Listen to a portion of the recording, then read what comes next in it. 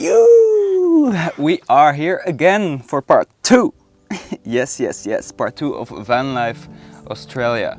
In part 1 we talked about buying the van and the van conversion, the whole fitting of the van. Now in part 2 we're going to talk about the cost breakdown and possible future upgrades. Let's just get into it. Let's take my notes here. So like I said earlier, it turned out to be a bit more expensive than I thought. The cost breakdown is about the whole project. I've got different sections in which I break it down. One of them is the car, just the cost of the car itself. Then I have the camping gear plus IKEA stuff and building materials. Then I have the pre-purchase, what happened pre-purchase. Another one which is legal and safety. And I made a little mistake as well that was a bit pricey, which is part of this project. Without further ado, let's get into it. The car itself costed me $10,500 Australian dollars, so that means roughly 6,500 euros. Yeah, that's the big bunch of cash. The next up we have the camping gear or IKEA or building materials. Could be pots and pans, could be packing cubes, could be towels, could be containers, could be fridge box, could be everything. A lot of things. That came down to $3,750 or roughly 2,300 euro. Following we have pre-purchase.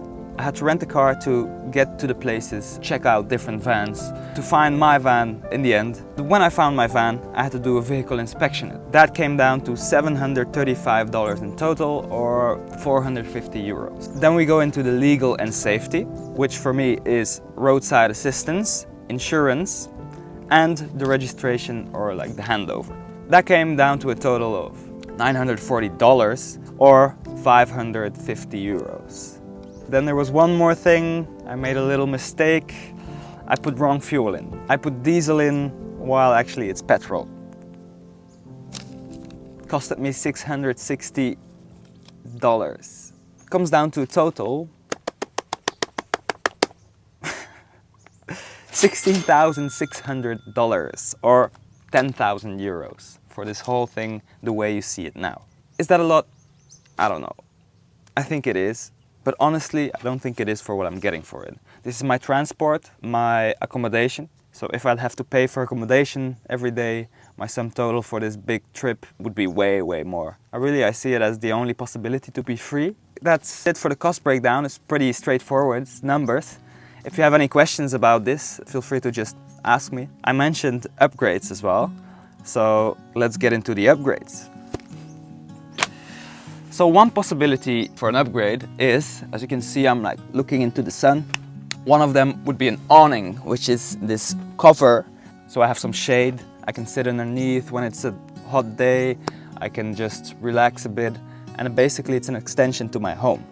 Now one thing that I'm slowly thinking of is that the more I build this into a home, the more I'm gonna be stuck to a place. So I'm a bit aware of that, but I think I might get it anyway because it's Australia. Sun can be relentless. Another thing is solar power, solar panels. And actually I've already bought them.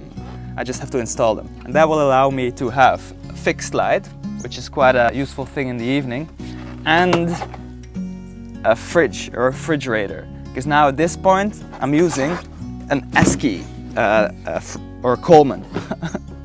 It's a fridge box and I have to refill it with ice every 2 days, which is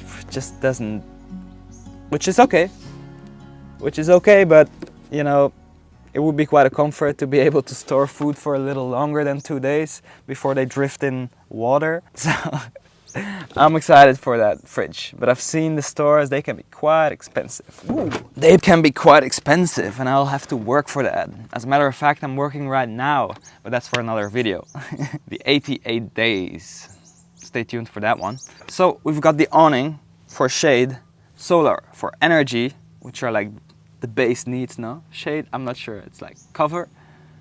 What do they say? Cover, food, water, warmth. Got the warmth here.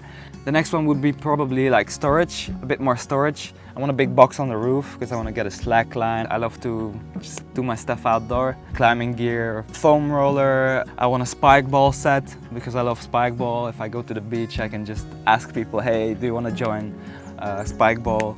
And then I can just make friends very easily. Also an important one is probably an extra fuel tank of petrol, to be clear. Australia is so big and sometimes there's no petrol station in like 100 kilometers, which I will need when I go up top, because currently I'm in Adelaide and I want to go all around. I want to go all around the globe. An awning for shade, solar for power, a box for storage, and one more thing would be just details inside. I don't know exactly if you see, but there are some borders there that I have to fill up with something to think about it. I want a little, oh yeah, I want a plant. I want to get a plant. Just want to get some green in the van, some life. And the bookshelf, because now currently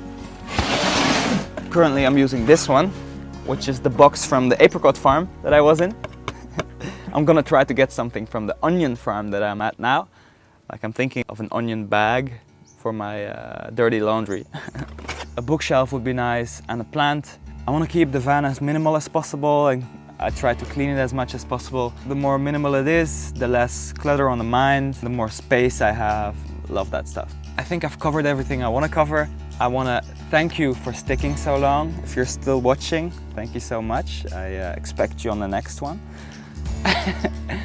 But no, I'm incredibly grateful for this beautiful opportunity to go to Australia, to kind of show you these things as well. Because if I can inspire just one of you guys to chase your dreams, I'm feeling fulfilled. In any case, I'm feeling fulfilled already because I'm here, I'm chasing my dreams, living my dreams, to be honest.